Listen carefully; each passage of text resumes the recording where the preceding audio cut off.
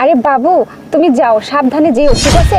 আর গিয়ে কিন্তু আমাকে অবশ্যই ফোন দিবে, তোমাকে নিয়ে আমার অনেক চিন্তা হয়। আরে তুমি ছাড়ো তো, এখন এখন যাওয়ার সময় সব কথা বলতে হয় না, বুঝতে পারছো?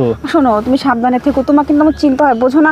আর খাওয়া দাওয়া ঠিক মতো করে নিও, ঠিক আছে? আমি বাসায় অনেক টেনশনে থাকি, বোঝো না কেন একা একা থাকি। আচ্ছা ঠিক আছে, তুমি কোনো চিন্তা করো না, আমি সাবধানে যাব, গিয়েই তোমাকে ফোন দেবো, ঠিক আছে? আচ্ছা ঠিক আছে বাবু। আচ্ছা ঠিক আছে, বাই। বাই, ভালো থাকো, ঠিক আছে? আচ্ছা, ঠিক আছে, আচ্ছা bye. ঠিক আছে, বাই। যাও যাও, কোথায় যাও কি করো সেটা জানার ব্যবস্থা আজকে করে দিছি। হ্যাঁ, আজকে আমি হাতে নাতে ধরবো তোমাকে। যাও। আরে বেবি, আমি সে কখন থেকে এখানে দাঁড়িয়ে তোমার জন্য ওয়েট করতেছি। আরে জান পাখি বেবি, আমার সোনার ময়না, তুমি বোঝো না, আমার বউ আমাকে ছাড়তে চায় না। আমার বউয়ের কাছ থেকে ছাড়া পেতে তো একটু সময় লাগে।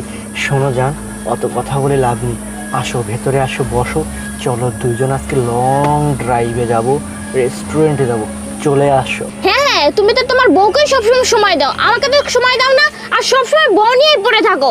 আমার কথা একবারও তোমার মনে হয় না। আরে জান থাক, রাগ করে না, আমার সোনার ময়না পাখি, একটু তো বোঝার চেষ্টা করো, বউকে যে একটু সময় দিতে হয়। আসো ভেতরে আসো। আচ্ছা ঠিক আছে, আসতেছি।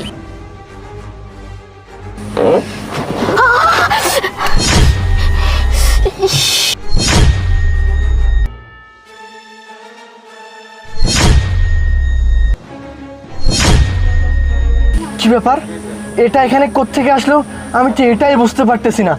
ও হ্যাঁ, বুঝতে পারছি, এটা তোমার বোন, মানে আমার বউ এটা এখানে দিয়ে রাখছে, আর বলতেছিল গাড়ির সিটে ময়লা আছে, তার মানে ও এটা এখানে ইচ্ছে করে দিয়েছে যাতে ও বুঝতে পারে আমার সাথে কে কে ঘুরে।